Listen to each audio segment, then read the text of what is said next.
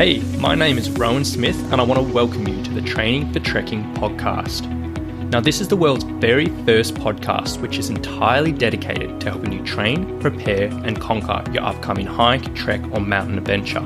So once a week, I'm going to be giving you quality and practical information on the subjects of physical preparation for trekking, dealing with altitude and nutrition on the trail, so you can know everything you need to be doing to have the best chance of a safe, enjoyable and successful adventure. So now you know what you're in for. Let's get into today's episode. All right, hello guys. So today I'm going to burst a few people's bubbles when it comes to strength training.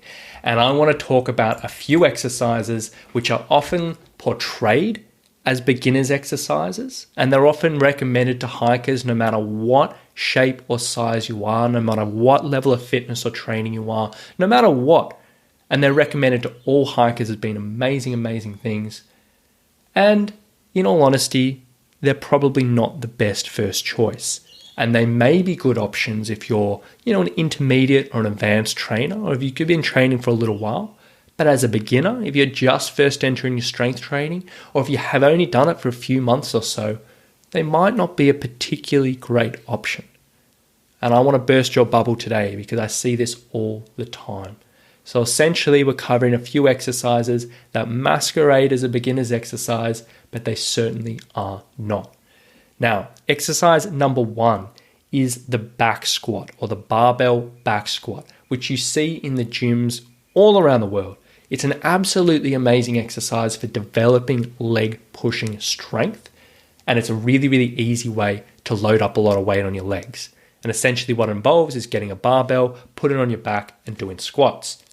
However, if you're a beginner, if you're just learning to squat, if you're just learning to exercise, or you've only trained for a couple of months, this isn't a beginner's exercise.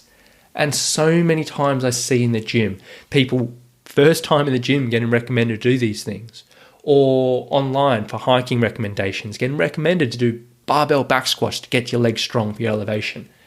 But it's not a beginner's exercise. There's so many things that can go wrong. And not in a catastrophic way. Very rarely people do something like that.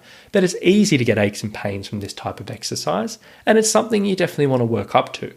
Now, typically there are lots of other squatting and variations which a hiker probably wants to master before they get to back squats. So for example, the first place to start is master the old bodyweight squat, which I hope we all do when we first start squatting. Now, the second exercise we probably want to master is what's called the goblet squat, which is holding a dumbbell at the front of your chest. What this does is it forces your torso to stay upright. It almost forces you to have perfect form, and it's a really good way to learn the squatting movement with very little risk of things going wrong. And that's step number 2. Now, step number 3 is transitioning, if you want to make that harder for yourself, is transitioning into a front squat, which involves having a barbell, but holding at the front of your shoulders instead of resting on your back. Now again, what this does is it forces your torso to stay upright, it forces you into perfect form, and it does make sure, take away a lot of the risks and the limitations that can be other variations of squats. And then once you've mastered these 3 variations, the bodyweight squat, the goblet squat, and the front squat, then you transition into back squats. And by then, the body will have worked through this movement in many different variations. It will be feeling confident, strong, and stable, and you will know what you're doing to perfectly execute this exercise. And it's something that I strongly recommend you as a hiker work yourself through. So if you are considering squats, if you haven't done them before, or you're working yourself back into them after a break, go through that progression. Don't just jump straight into back squats. It may go fine, it may not. But go through that progression is a much smarter way. Now, the second exercise I want to talk about, which often masquerades as a beginner's exercise, and particularly for hikers, are lunges. Now, lunges are great for hiking. Don't get me wrong, they're an amazing exercise, but they're not easy on the body. And if you're not doing them right, and if you happen to be carrying a few extra kilos on your body, they can be really challenging. And they're probably not a good thing to be doing right off the bat. So again, I strongly urge you, work your way up to lunges. Don't just start throwing them in your bedroom or whatever it may be, but take step-by-step approach to getting to that point. Now, step one that I typically use, if someone is a bit out of condition, maybe they're a little bit heavier, maybe something's going on, that they haven't done much, strength training for a while and their strength is limited, the first point of call here is doing just a simple step up and doing that with body weight and then with a load. Now, once they've gone through that progression, the next one to do is a split squat. So it's sort of like a lunge in the sense you're still in that movement, but instead of stepping your foot onto the floor, lunging down, then coming back to standing with your feet together, you keep 1 foot forward, 1 foot back, and just go down and up, as opposed to doing forward and back.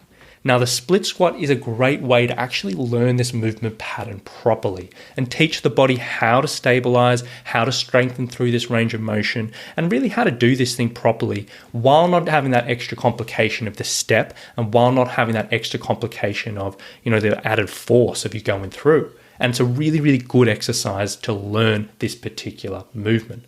And if you do struggle with this, you can do what's called a chair split squat, in which you just got one hand resting on a chair and you just take off a reasonable amount of weight by, holding onto the chair. Or you can use a trekking pole or two if you want. Now, the next step from there, again, before you get to these typical lunges, the forward lunges, stepping forward, which so many hikers do, is doing a reverse lunge. So instead of stepping forward, step back. Now, this exercise, it pretty much looks the same, but it can be a little bit nicer on some of the joints. It can be a little bit easier to learn, and it can be a really good transition from that static split squat into this lunging motion. And then once you've mastered those movements, the step up, the split squat, and the reverse lunge, then move to that forward lunge. And again, following that progression can be so valuable for any hiker. And then the last one I want to talk about, there's so many others and I could go on all day, but the last one I want to talk about is jump squats. Now, jump squats, I don't know, they are just used way too much in the fitness industry. And they're used as a cardio exercise and they're used as an endurance exercise. And in the hiking world, they're often recommended as a great exercise to strengthen up your legs. But that's not really what they should be used for. Jump squats are typically used as a power development exercise, teaching the body to express force rapidly, and it's really, really valuable for athletes who need to run really quickly or jump really quickly or whatever it may be and be explosive. But unfortunately, in the fitness industry, these exercises have been co-opted into general exercise classes or general exercise programs just because they're hard and they feel tough and people typically love them. Now, I'm not saying don't do them because it's hard to escape them if you're in these environments. But again, you want to work your way up. You want to make sure you're mastering these exercises because they can really grind you up before you do it. Now, 99% of the world, people training in the world are not going to go through this progression, but I'm going to mention it anyway because it is something I strongly recommend if you're considering jump squats. But essentially, you want to go through when you're leading into these exercises is before you start jumping, you want to teach your body actually how to land and absorb force. So when you're going through these jumps and you're landing again and again and again, your body's doing it in a safe way that isn't grinding you up, isn't adding extra pressure to the knees or to the ankles or whatever it may be, but is properly absorbing force. So how do you do that? Well, this might require a little bit of YouTubing, but what you can do is the first one in this progression is what's called a tall to short. So what you do, you're standing up upright, you got arms above your head. And all you do is go down into a crouching position, so knees soft, nice and low, as quickly as you can. So you go from that tall position and then instantly straight down to that short one. And you're teaching the body to really, really, really quickly react and get into that position. Now, once you've got your head around that, you've done it for a couple of weeks and here and there is just part of your warm-up. Then you start doing something that's called landing, altitude drops. So essentially stand on a box, really, really small box to start. All you do is step off the box, land on the floor, and just try to land nice and lightly. So try to land with your knees going out as opposed to collapsing in. Try to land nice and lightly so you're not clunking down, but you feel like you're really, really taking that. And to get a proper idea on the form, again, plug it into YouTube. And you do that for a few weeks. Then you do it for a higher box. You do that for a few weeks. And then you move into your squat jumps. Now, again, as I said, most people aren't going to go through that. And I completely understand. And it might just be an easier way of just subbing out squat jumps altogether and doing something else.